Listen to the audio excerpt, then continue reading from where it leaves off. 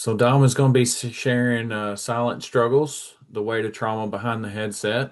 And for those of you that don't know Dom, she recently started Hello 911, one of the foundational platforms there for lasting legacies, I guess would be a good description, right? Right, Dom?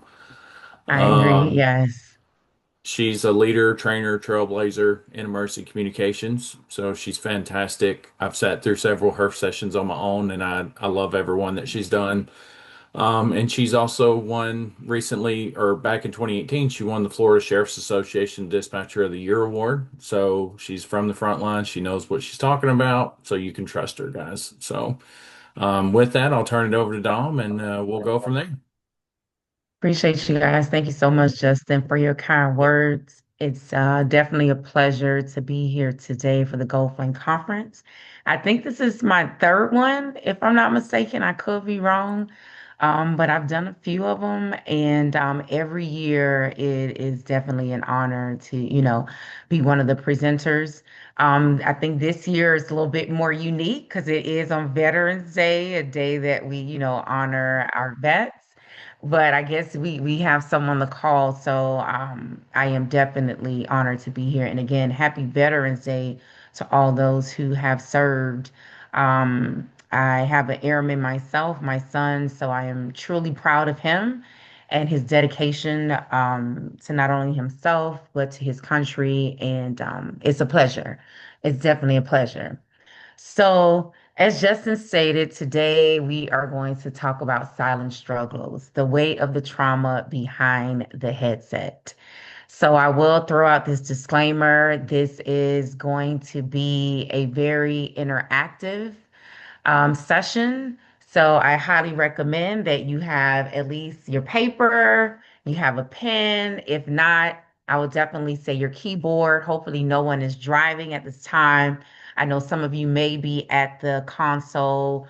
So if you're able to either listen to the closed captions, but I know this will be recorded. So it's truly, we're going to have a good time. But most importantly, we're going to tap into some areas that you may not have tapped in before. And it's kind of like what Drew shared before. And I think it's been a great platform today where we've been discussing a lot about mental health. I believe in the panel discussion, some of the ladies mentioned how this is really new for us in this industry, right? Where we didn't used to talk about it because it was kind of like you show up, you do the job, there's no room to cry. Like you can't cry about issues that you are having. But I think most importantly, it's time to tap into that energy. So, truthfully be told, you guys will learn more about me today than you probably have ever learned about me. A lot of things that I may not discuss is not because I don't want to, but because honestly, we tend to block out events that have happened. But I'll tell you, one of the things that I love about going to conferences is that you meet people. People share their stories with you. I call them testimonies. And at some point, you realize, you know what? Maybe it's time to share with the world who I am, who is Dominique, and how did I get here today, right? Like, how did I love 911? And I think most importantly is, how can I help you? Because we all need help. We talk a lot about the calls that we take, right? I get it. They can be traumatic, they can be happy moments. It's just so many different calls that we take. They're very diverse. But what about the people who are actually listening to those calls? And I'm not going to focus so much on the calls today. I am going to focus on you, the ones who actually answer the call. I am going to focus on how your mental health is, right? Take the job out of it, who you are as a person. And I notice, a lot of times we don't have those conversations about who we are. And I think sometimes if we start to have those conversations, people can really understand who we are as people. I always tell people I see those that show up for sworn, and unfortunately, we've had two line of duty deaths here in South Florida. over the last week or two. And honestly, it's been a trigger for me in so many ways. Dealing with my own line of duty death in 2007 with Sergeant Chris Riker in the city of Pompano Beach.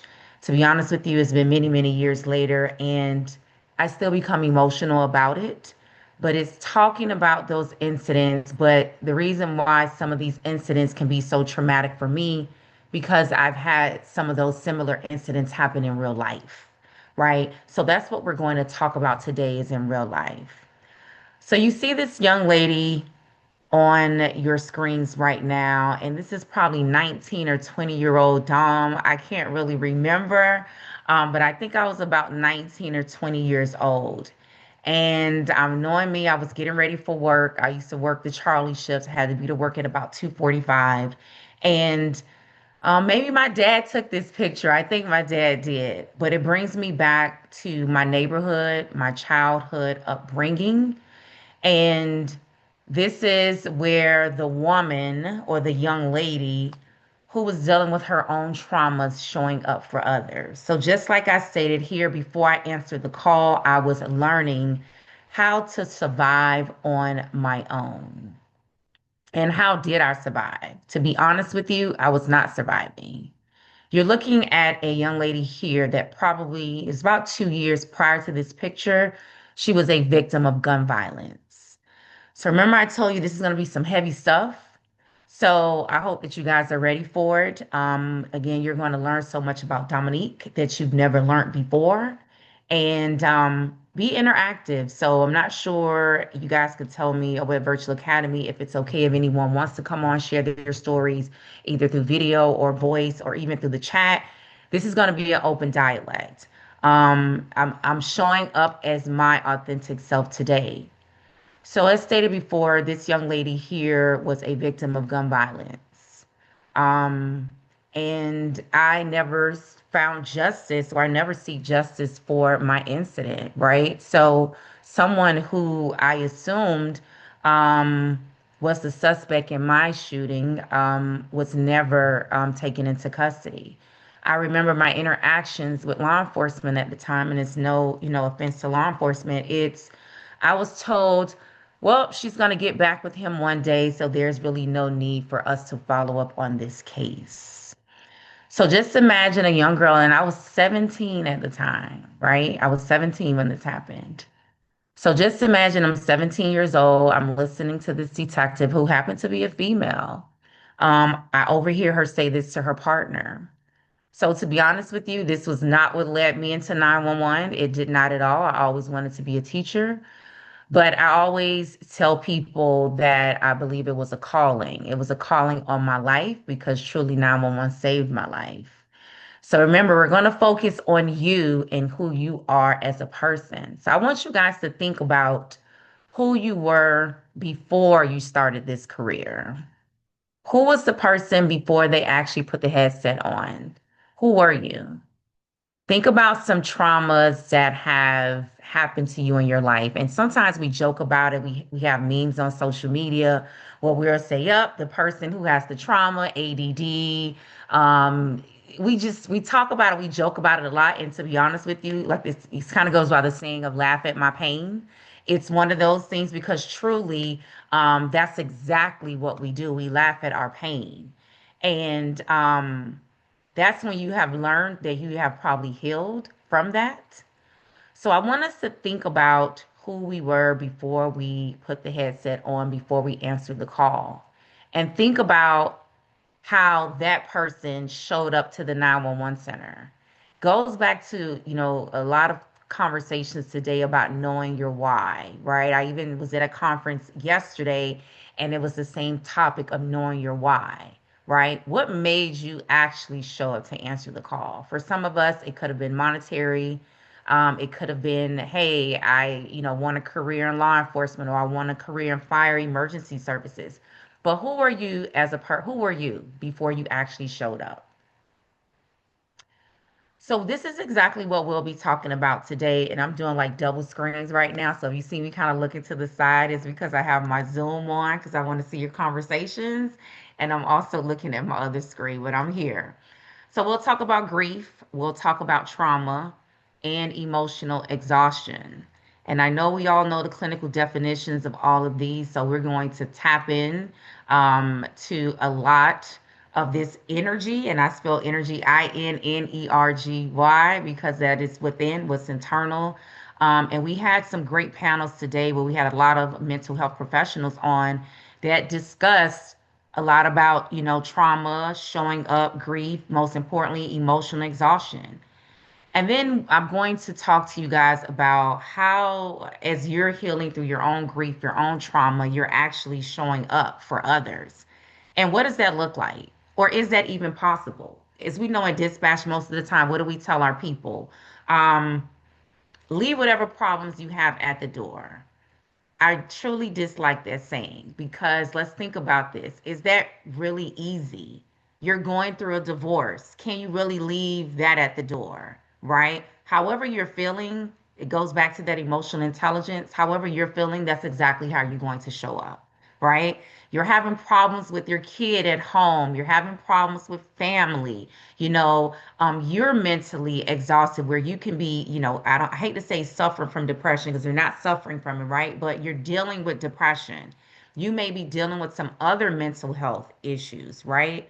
But how is it that you're able to show up and still help that other person on the call? Is that even possible? Sometimes it is, sometimes it is not. And how do you deal with that? Who do you tell when you're actually having these issues? Some of us have trust issues with our command where you may report something and before you know it you're put on restricted duty or you're not fit for duty. So think about, you as someone who maybe, you have a depression, you may be bipolar, you may be schizophrenic, right? And you're on your meds, you're doing good, and then something happens, boom, you're triggered. Do you think it's a safe space for you to go to your command and say, hey, right now I am mentally, I'm mentally drained. I need help. I need assistance. How easy is that for you? Are you vulnerable enough to have that conversation? And sometimes we are not, right? What are some tools for healing and resilience? Honestly, guys, it's easier said than done. Again, I was a victim. I hate to say victim. I was a victor of an incident that happened so many years ago. I'm 40 years old now, and again, I was 17 at the time. So, what tools have I used throughout the years? To be honest with you, I feel like I'm still learning. It's still a learning journey for me. It's still a healing journey for me. And I think the most important thing is continuing to show up, continuing to utilize those resources. And then what is the importance of going home whole? How do you get back to that wholeness? Is that even possible? And what do I mean by that? You come to the job, right? You show up at the door with trauma, with baggage, right? You come to work, you're adding on more stress, right? I know Desiree, Director Arnold talked about, Atlanta having about 1.3 million calls a year. And that's a lot of calls for one city. Some agencies may say, yeah, we take 2 and 3 million. Yeah, I get it, but you may have multiple cities, right? But this one agency, one city, they're taking over 1 million calls a year. So just think about some of those operators. They're coming into work with things that they're dealing with, right? Now they're going to work and now they're dealing with more of it. It's added on, right? It's basically that cumulative stress, that cumulative trauma. And how do you actually pick your head back up and walk out the door and still show up to be a mom, a wife, a caregiver, a caretaker? Like, how do you still show up? Like, is it possible to leave the job whole and return home and still show up as the person who you are? So, these are some of the things that we'll talk about today. Again, open discussion. So, my first topic of discussion, and this is where I would love for you guys to type it in the chat. If not, again, it's an open floor if possible, if anyone wants to chime up on the mic. So, the topic here says if life outside of work has thrown you a challenge this year, but you still had to put that headset on and keep going. I want you guys to type in one word in the chat that describes how that felt. So think about something that you're going through personally and you're don't think about anything about the job, right? This is where we're going to separate work, right? But think about something that you're dealing with on a personal level that you may have not even shared with anyone, but you're still showing up with a smile. You're still showing up being a great call taker, being a great dispatcher. And let's not even think about our front line. I think sometimes in our career, in our careers, that we have to understand our leadership, they're dealing with things as well too, right? I'm a big advocate of frontline, but I'm also an advocate of those who manages our systems, manages our departments. Guys, they are going through things themselves as well. I have a lot of mentors, a lot of friends in the industry, and we have those personal conversations. And we never think about them. So sometimes I see a lot, and again, I'm just gonna be transparent. I'm gonna be Dom here today, Dominique. I go inside of our, groups that we have on social media and we bash our leadership so bad. Drew joked about it about the pizza party, but it's true. We keep saying, "Oh, leadership did another pizza party for me this year." Whoop de doo, right? But did you think about that's probably all they could really deal with mentally? Ordering pizza was probably the easiest thing they could have done, right? Where I've known leadership that I've worked with, they were going through divorces. They were in domestic violence situations. Some of them were dealing with substance abuse. Again, we don't really extend grace sometimes. So let me see what you guys are saying in the chat. And I thank you all for sharing. I'm hearing heavy, sad, exhausted, overwhelming. Yes, disassociated. Overwhelming keeps popping up. Anxiety, depleted. Definitely eye opening, Tiffany. Absolutely. Overwhelming continues. Exhaustion, hidden, burnt out. Absolutely. Again, I won't share so many of my experiences, but I'll, again, remember, you guys are going to learn a lot about me today and how I'm kind of showing up for you. I've been a single parent, truthfully, probably my entire career at the sheriff's office, right? It wasn't always that way, but life happened. So when life happened, where again, and I don't want to be a victim because I never want us to look at ourselves as victim, but we're just people who are trying to make it day by day, right? And how do you show up for your kids' football game, or how do you get them dinner when you have to work 12, 16 hours? I'm even hearing 18-hour shifts, right? How do you make sure that your child who's having a lot of behavioral issues, how do they get to their appointment? And again, this is my testimony. I remember one time, some people on my team that I was working with, right? They were actually my subordinates. They complained and said that I had walked away from the classroom I was teaching an academy. I was actually filling in for them. And they shared with the supervisor that I walked away from the academy for a big amount of time, and I just kind of left them there doing nothing, right? But the other part of it they did not know was I had already shared with my manager at the time, hey, I got to step out, make a phone call. I'm having an emergency with my kid. And I got to, get these appointments and stuff together. I gave them some work to do. They were in the academy, so they were, reading SOPs or something of that nature. And that's exactly what I was doing. I was on the phone with my kid's school because he said something that honestly it got all the way outside of the school. Like it was a lot, right? And I'm probably still talking about it. It saddens me. But make a long story short, I was being a mother. So I was stressed out because my kid at the time was going through so much and I was still trying to show up for him, but still trying to make sure I'm able to put food on the table. So think about a lot of us who are dealing with that. So, and you guys are sharing this in the chat about how you guys are feeling, and overwhelm seems to be a lot. I say this saying a lot in my personal time where I talk to people and I say the weight of a woman, and not only women, men as well, right? Well, we carry so much with doing so many things outside of the job. So by the time we come in, guys, we are truly broken. So understand that you are not alone. You are not alone. And it's tough, it's hard, but it's also how do we deal with it? And I think we'll talk about that a lot today. I don't have that much time, but we'll discuss this. And this is where I'm going to need your help too, right? So, what is the silent weight? Most of us are dealing with grief. Grief is not always about losing someone in death. right? As stated here, it can be the loss of something. It can be the loss of peace. It can be the loss of connection. It can be the loss of self. Truth be told, I feel like I've been grieving since the time I was 7 years old. And why do I say that? My mom passed away when I was 7 years old. So from seven up until now, I've had plenty of deaths in my family, right?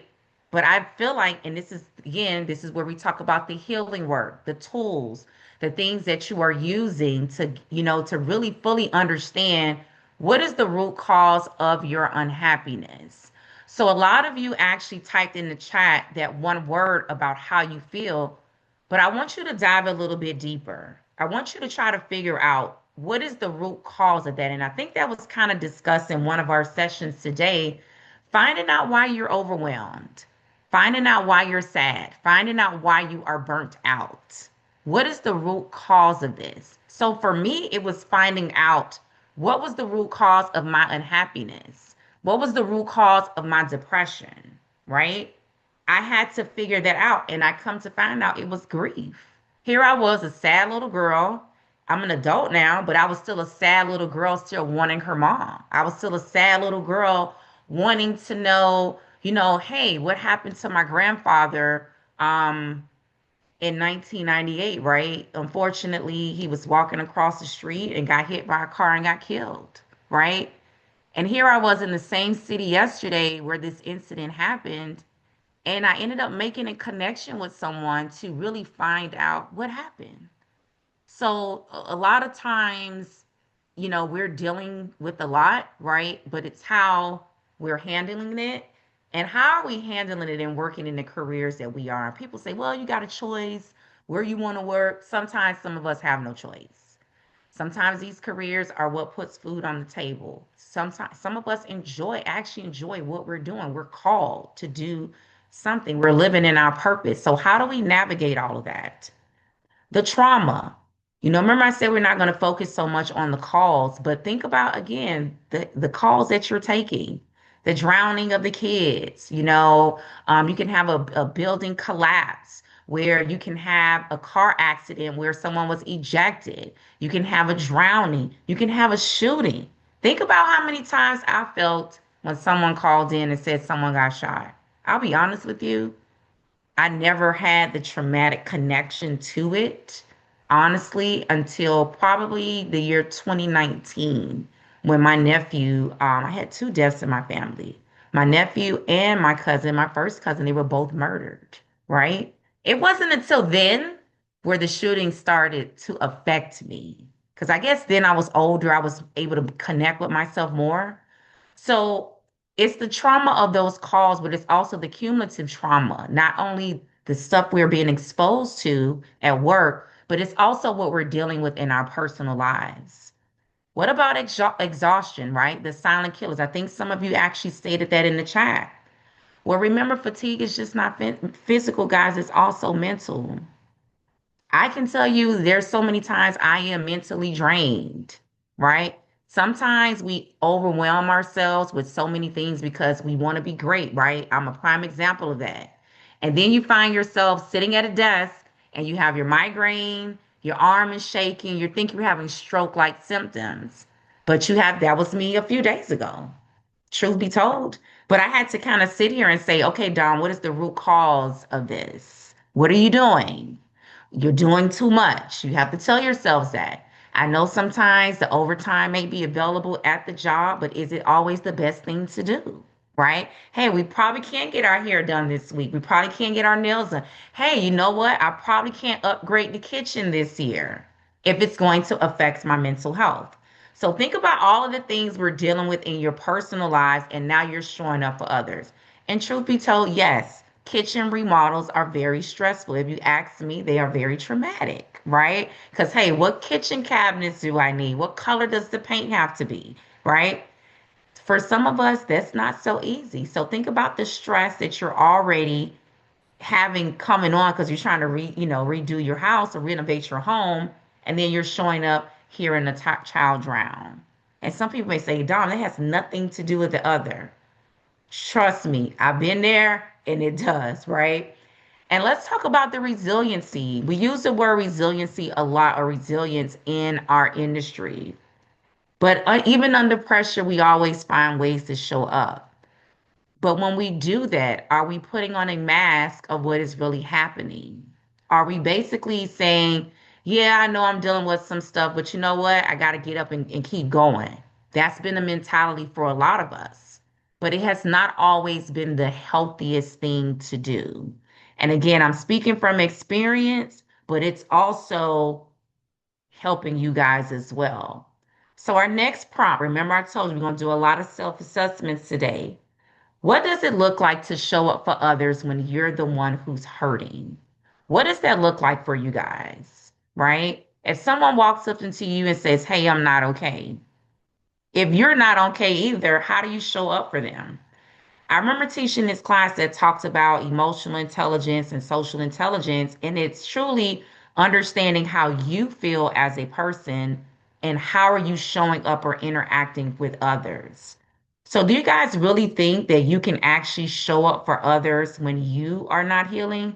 So, if you want to put it into the chat and tell me, what does it look like for you guys to show up for others when you are hurt? Or probably the other part of that is, can you actually show up for others when you are dealing with your own crises? Yep, always being there for other while no one's there for you is a different kind of heartbreak. It truly is. It truly is. Yes. And I think that goes back to sometimes, Tiffany, expectations that we have, right? That's one of the things that I had to learn. I was expecting people to be responsible for my happiness or be responsible for what happened to me in life. And I had to realize that it wasn't the case. You're either distracted or you need to focus elsewhere so I can come to work. Absolutely. Yeah, but we do it so we don't feel it. This is true. Absolutely. Sometimes you just can't be there for everyone else. You need to deal with yourself first. Oh my God. Rocky, is it that's how you're saying it? Or Rock, you are absolutely right. One of the things that I have learned this year, truth be told, is I have to set boundaries, right? I have to set boundaries. If I'm not okay, I cannot show up for other people. So Shelly says, I always show up with my game face on. You got to tell me how you do that. I think I do that as well too, right? But then deep down, I'm struggling, right? And I'm like, oh my God, like, how do I get this done? But then I'm dealing with this here. But you know what? I tell people once you're in your element and you're in your comfort zone, honestly, whatever you're dealing with sometimes it's kind of going away. Like being here today, this is therapeutic for me. I'm having a great day, actually. But this is therapeutic talking to you guys about stuff. I was a little nervous, but now I'm not anymore. You can't expect yourself out of other people. I totally agree with that, Mindy. I'm sorry. My mentors advise me that you can't pour from an empty cup. Great advice. You cannot. This is why it's always important to pour into yourself first before you pour into others. It can be healing or it can cause us to bury our needs again. This is true, right? So think about it. If you're showing up for others like we do at the job every day, we're showing up for those who are in need. They need help, right? So what are we doing? We're basically putting a mask on and we're putting our problems to the side to help others. But are we actually coming back to fix what is wrong with us? It's a release sometimes so the focus is no longer on my problems. You know what, Rashad? And I hope I'm saying it right. Um, I agree with you. Again, I think that has kind of helped me out through the years. So when I transition out of being, full time in 911, just in general, it's, I think that's when I really started to face the trauma, right? Because here I was dealing, trying to help you with yours, and I never really kind of worked on mine. So I think that's where I've matured and grew as a person, evolved, because now I can face what's been happening to me. And it says you have to be careful not to turn it around to yourself, leaving them hanging. This is true. Yes. Oh my God, I love y'all. This is the work that we're doing. So how do you show up for others while you are hurting, right? Is that even possible? So I want you to look at these three quotes here. The first one says, my husband was a drug addict and abusive. I had a gun to my head 30 minutes prior to my shift, and I am bipolar. So I took this good idea a couple years ago, not that long ago, during the pandemic, where I said I wanted to write a book. I wanted to write a book about our stories. And this is where this information comes from. So I had an opportunity to interview a few people in our industry. And I have to be honest with you, I probably cried during every interview, right? And I'm interviewing them as basically subjects for the book. And during my interviews, these came from actually three different people. So here was an operator showing up, running subjects in teletype, doing traffic stops and everything else. And here she was dealing with a husband at home who was a drug addict, right? And at the time, there were children in the home, and this person also was abusive.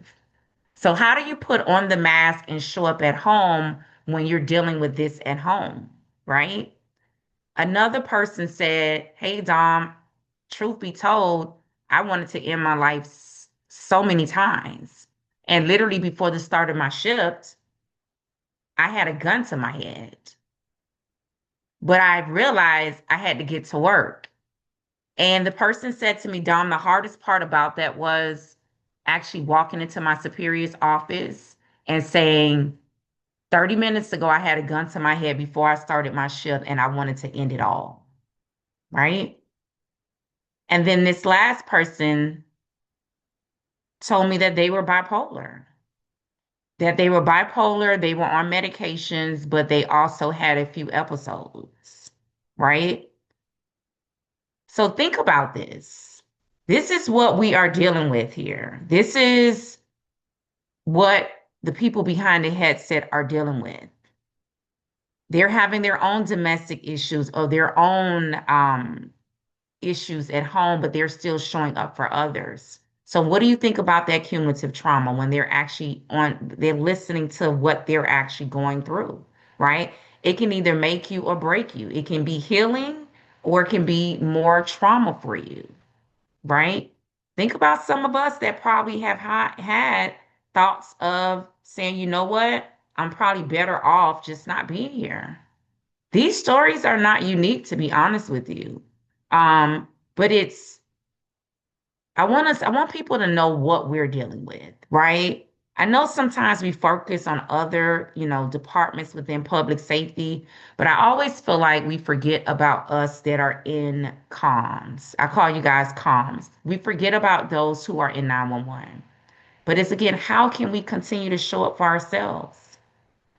Strength and resilience or strength and silence are part of the culture. Goes back to whatever you're dealing with, you leave it at the door. You're a public safety official, you're a public safety servant. You have no time to go through your own trauma. Suck it up. You got a job to do and answer the call. This is why we probably see a lot of suicide rates with law enforcement, right? Because they've been told, same as we have been told in comms, suck it up, let it go, be quiet about it. I was very shocked to hear the call taker tell me that they were bipolar. Truth be told, I was very shocked. Because I said, man, we hired people that was bipolar. But again, doesn't mean that they can't do the job. Doesn't mean because I'm depressed, I can't do the job, right? It just may mean, hey, I may need some extra assistance. But is it okay for me to come to you and ask you for that assistance? Helping others while we talked about this, helping others while trying to heal through your own trauma, right? That can be, it takes a toll on you. It's not always as easy to do, right? How can you continue to do that? It is very, very hard, guys. It is very hard. And sometimes we think it's easy. It is not, but how do you deal with that? Emotional suppression leads to compassion fatigue and burnout. I wholeheartedly agree with this. Why? Because it goes back to saying, you know what? I'll deal with this later. I don't have time to deal with my husband. I don't have time to deal with my kids. I don't have time to deal with my own pressures. I got a job to do. I have to show up. I got to feed my family. I have a job to do. Think about what you're doing. You're suppressing your emotions and what usually happens. Oprah has this saying of, it's always that big aha moment, but there were moments that led up to the big aha moment. So it just wasn't the big blow up. And I learned this in the same class that I used to teach about emotional intelligence. It just wasn't that one incident that caused you to blow up, right? It wasn't just that one time.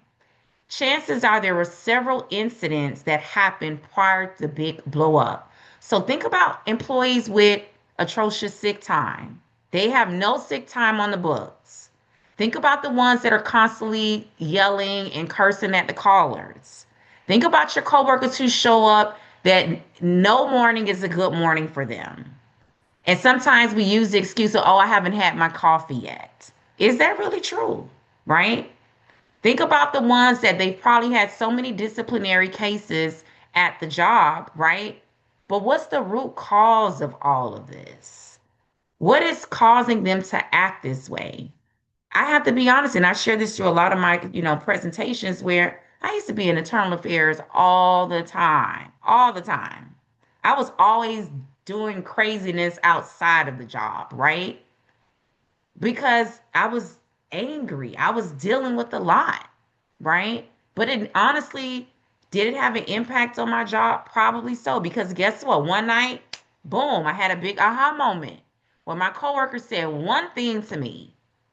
And the way I acted, honestly, I can't say I'm embarrassed about it. I'm not going to say that. I will say this. I had a lot going on, and it wasn't to excuse the behavior, but it was also to say, here I was stressed. I was in school, single parent. I was dealing with bills. I was dealing with being just angry, dealing with grief for so long, where here was I blew up at my coworker. And you know what? I had to be the woman to go back to her and apologize to say, you know what? I was wrong. Not to excuse my behavior, but this is what I'm dealing with. And still to this day, we are the closest that we can be. So this is understanding that we deal with a lot, but it's also, okay, how are you recognizing this with your coworkers? Do you understand that sometimes people do go through things? It's about extending grace, right?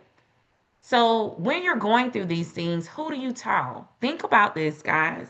When you're going through things in your personal life, do you have people, and let's say at work, that you can talk to about this? Do you feel comfortable with going to your manager about what's happening with you? Do you feel comfortable with going to your EAP program about what's happening to you? Who do you trust? Do you even trust someone to tell them, hey, you know what? I just had a really bad breakup. Um, Honestly, I'm homeless right now. Me and my kids are, living out of our car. I'm just having a hard time. Would you be able to share that story with with your superior? Do you feel comfortable? Do you trust them enough to share that information? Do you trust your supervisor? Do you trust anyone at the job to actually share that with you? And to my leadership that is on this call, have you created a safe space for your team that if they are struggling mentally, right, are they able to come to you? But I also want our front line to know that they do have an obligation. They have to adhere to their agency's policies and procedures. So if there's something that can be the threats, of your life or someone else, they have to report it. Doesn't mean that they've, broken your trust. Is they also have an obligation. Next up, vulnerability. How vulnerable are you to have that conversation?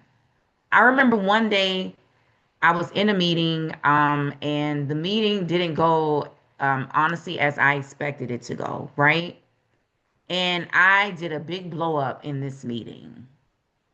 Not to excuse my behavior at the time, I felt like I was defending myself, right? From workplace bullying. But if I had the emotional intelligence at the time, I would have understood that. And I think I actually did, to be honest with you, because I remember in the meeting saying, I'm just not in the mood to talk today. And truthfully, I wasn't. That same story that I just shared to you about breaking up, homeless, yeah, that was actually my story. And at the time, I didn't share that with, my leadership at the time. But remember those little moments that led to that aha moment.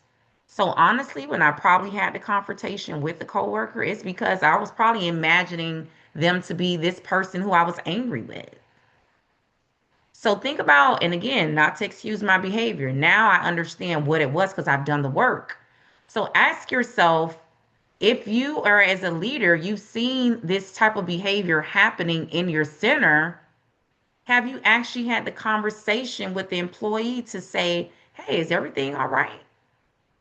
And sometimes we may not be truthful. Why? Because we don't, maybe the trust is not there, the vulnerability is there. And then also, you as a leader, how empathetic are you? Also, to my coworkers as well. If someone shows up to you and says, hey, I'm not okay, what is your reaction? How are you treating them? How are you intaking this information? Some of us may say, hey, you know what? Honestly, I don't, right now, my mental capacity, I'm not able to handle this right now. Let me find someone that can help you. There's nothing wrong with saying that as well. I have this thing with one of my girlfriends before we contact each other about dumping. The first thing we ask each other is, hey, how's your mental today? If it's good, all right, is it okay if I talk to you about something? If it's not, all right, I'll check in with her another time.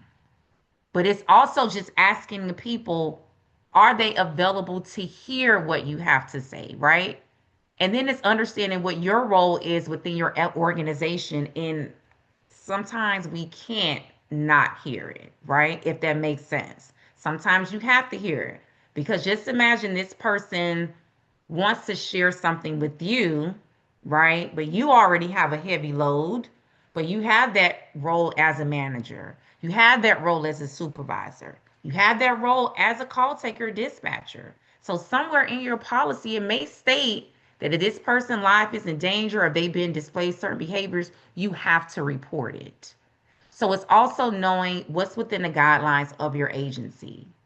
So, what has been some tools for healing for myself and for those in the industry? Honestly, again, these are conversations that I have all the time with those of us that work in our field. Journaling, right? Right now, we're in a digital world. So, sometimes that can be Facebook posts. It's so many people that I see on social media all the time where they vent. They vent on social media, right? And we always, we always frown upon it, but you know what I'm realizing sometimes now? That is therapeutic for most people. So let them, right? If you ever listen to Mel Robbins, she has this let them theory. Let them. Let them vent on social media because sometimes they may not have anyone in real life to show up for them and actually listen to them, right? So journaling, honestly, Chatchita, aka ChatGPT, has become probably my best friend. If I need to vent out about something like, hey, I don't think my coworker is having a great day, or you know what? Um, I think I'm not responding to this email right. Help me. I've used Chatchita a lot to help me, with communication. But again, it's knowing that, hey, I may recognize, you know what, Dom, that email you sent may have been rude or crossed some boundaries. So ask yourself, again, remember your emotional intelligence, understanding who you are, how you're feeling, and how it's impacting others. Peer support teams.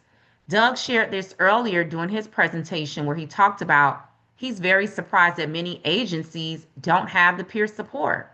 Truthfully, I used to be surprised. Now I'm really not, right? And I'll tell you why. A lot of time it does start with leadership.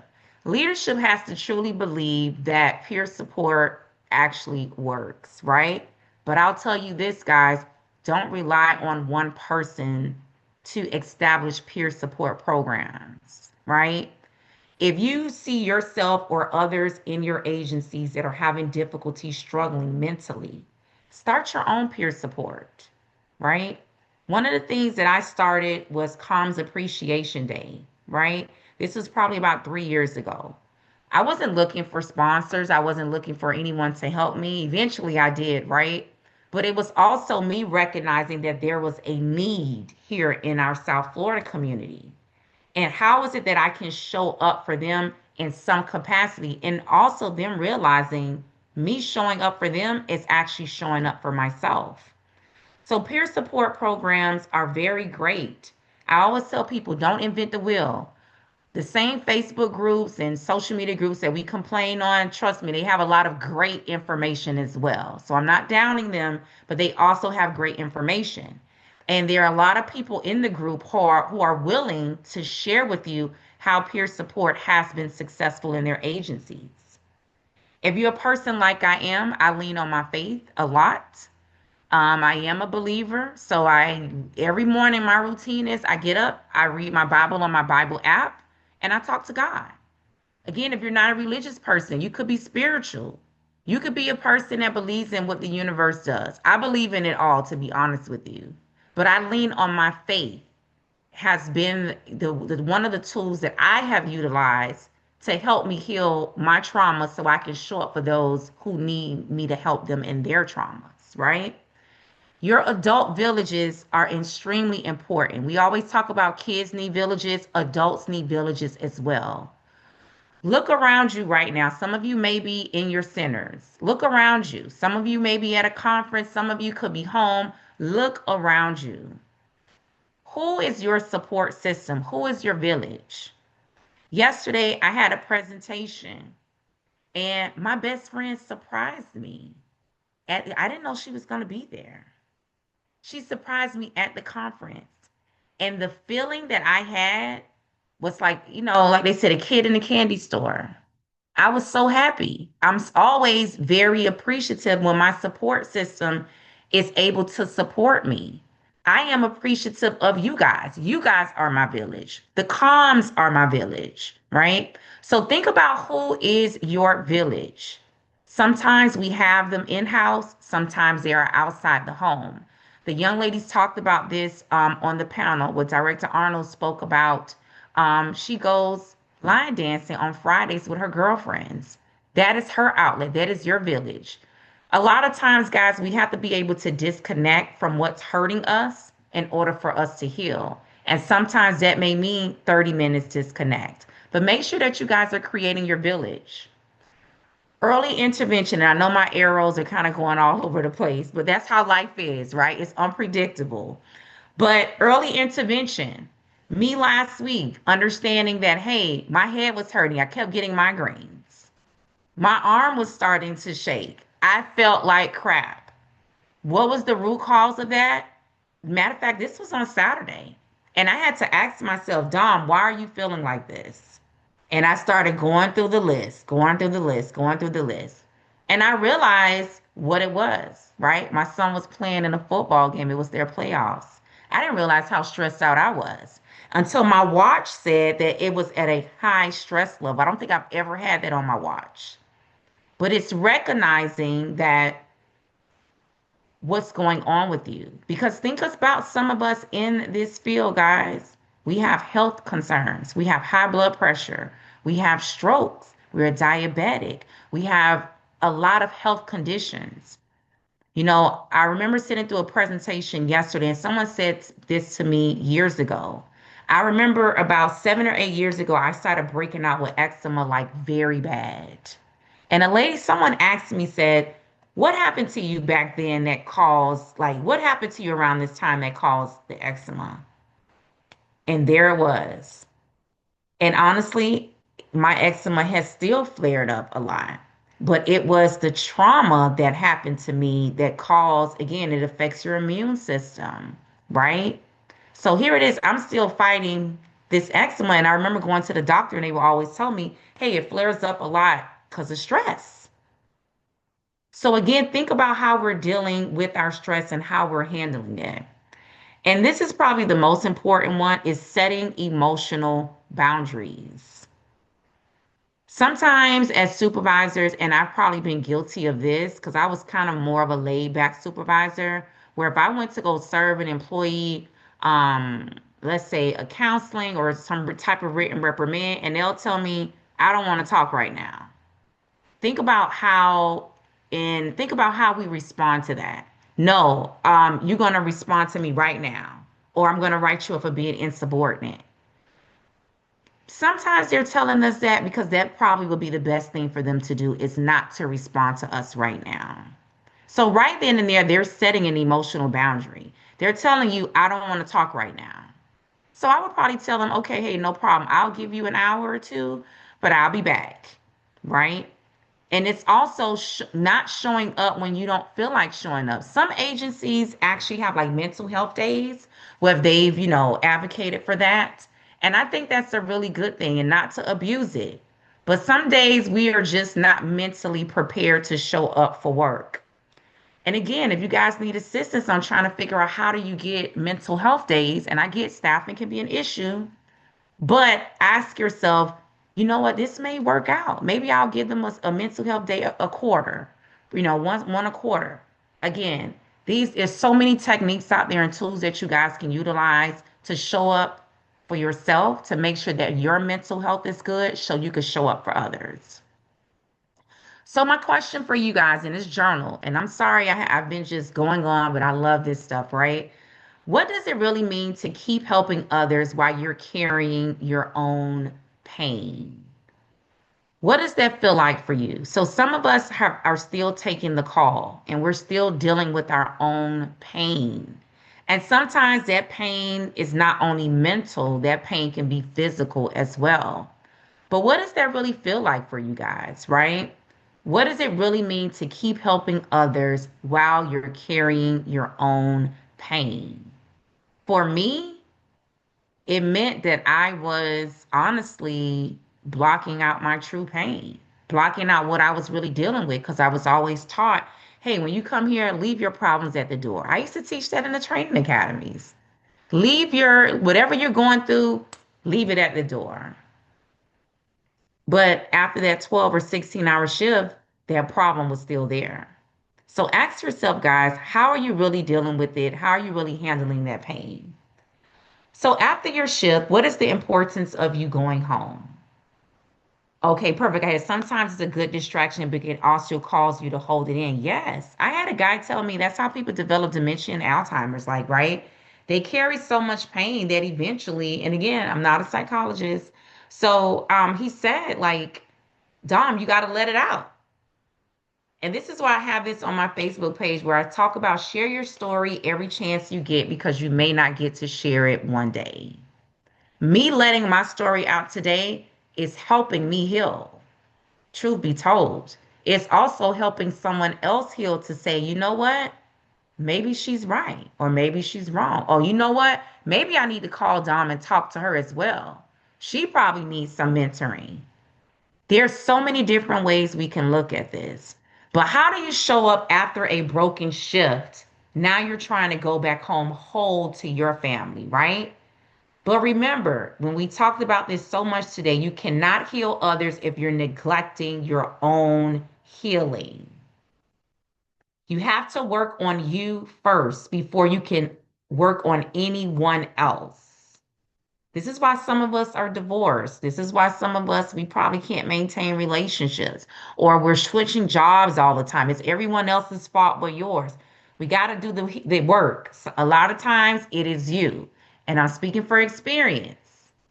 Someone told me years ago, I utilized EAP at the job, emotional, what is it, employee assistance program, where I went there to complain about my manager. And come and find out, again, how God would have it, I realized that I was part of the problem too. And it changed my life. I like this. It changes the focus, but the problem is still there. And as soon as you become numb until you do a checkup from the neck up and realize you are human too and have to take care of you just as you do others. You can't always be there for everyone else if you aren't there for yourself too. Oh, yes, love it. Something I would say. And I think most important too is wholeness means leaving work at work. This has been a topic of discussion all day today. Leave the job at the job. I still struggle with it, but yesterday I took a day off from work. Well, I had to go to a conference, but just being at the conference was therapeutic for me. I was able to be myself, not answer an email, not answer a call. And that was very hard for me to do. Relinquishing that control was very hard. Make your wellness non negotiable. Setting those boundaries. Hey, for 30 minutes, I'm not answering my work phone. For 30 minutes, I'm going to take a lunch break. For 30 minutes, I'm actually going to get up from the console and go in the break room, if that is applicable for some of us, right? But I think it's most important for us to understand, guys, you are more than your role.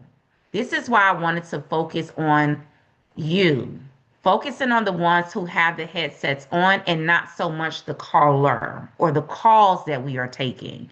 The calls we are taking is just part of the cycle, but it's who we were when we entered the doors of the communication center. Who were you when you entered the Peace app? I was broken. I was a broken individual when I walked into the Peace app. So, call to action, right? How do we place everything we learned today in call to action? First things first, speak your truth. Find someone where you can speak your truth. Can I get a crispy burrito? Oh, Fish Angela wants a crispy burrito? burrito. No, crispy meat. Sorry. That's okay. So next up is check in, don't just clock in, right? You got to be there mentally. You got to show up mentally. And again, if you're not able to show up mentally, guys, have that conversations because your behaviors may have an impact on the way that you handle calls. Remember, we're in the business of saving lives. And if you're not whole, you're not able to be whole for others. Advocate for change. You need an employee assistance program? Ask for one. If you don't have one, say, hey, is it okay if you don't have the time to create one? Hey, can we go to a neighboring jurisdiction EAP program and participate or peer support? You want to see change, guys? You got to advocate yourself for change. Most importantly, are we creating safe spaces for those who are struggling? Are we creating an environment for them to feel safe? And this is for everyone, not just for leadership. Think about you training. CTO comes and say, hey, I'm having a tough time with this call. Well, if you can't answer this call, you're not going to be able to do this job. Maybe it was that particular call that was traumatic for them. Lead by example. And leading by example means I will always show up in the academy and I will tell my academy, hey guys, you know what? I'm not having a great day today. I need y'all to help me out. I need y'all to pick my spirits up, lift me up. All right, Don, we got you. That was me showing up for myself, showing up as my authentic self. And most importantly, join the movement. And what I say about joining the movement means this right here.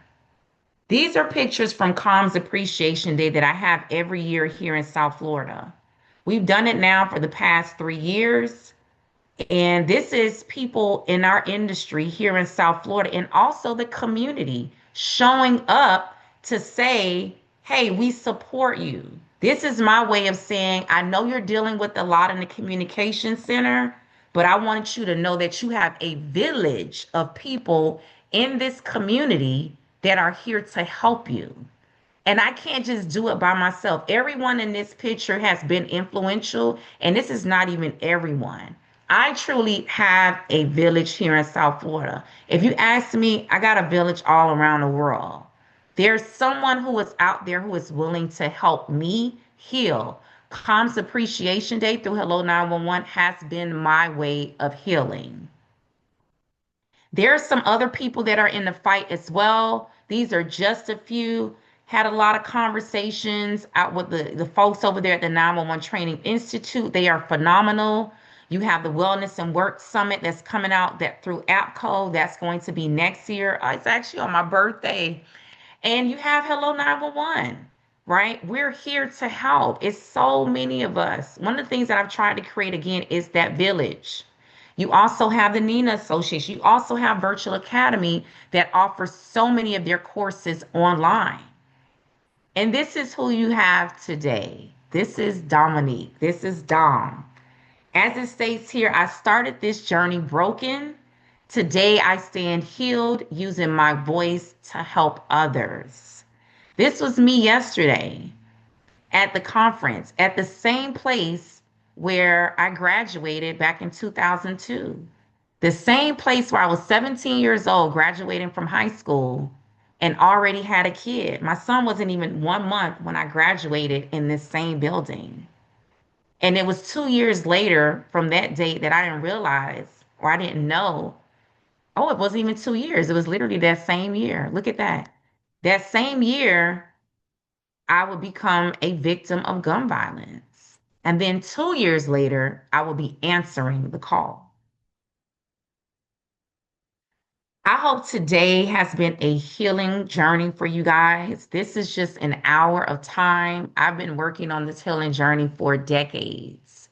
But this is how I'm able to show up for you guys because I am doing the work myself and showing up for myself so I can help you. Does it become overwhelming? Does it become exhausted? Absolutely. But I continue to pray on it and say, you know what, God, I know you placed me here for a reason. And the reason is to educate people on what we do in 911, but most importantly, help you all heal. It's definitely been a pleasure serving you guys today. If you have or you need any questions, comments, I know we have about 3 more minutes.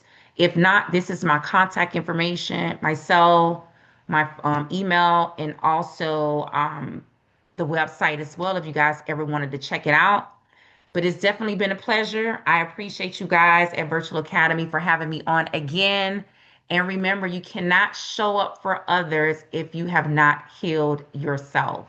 And that journey, it sometimes it's separation, isolation, and some painful moments. But the rainbow that comes after this, trust me, I am a walking testimony. It is a beautiful thing. You are in this role for a reason. You are on this conference today for a reason.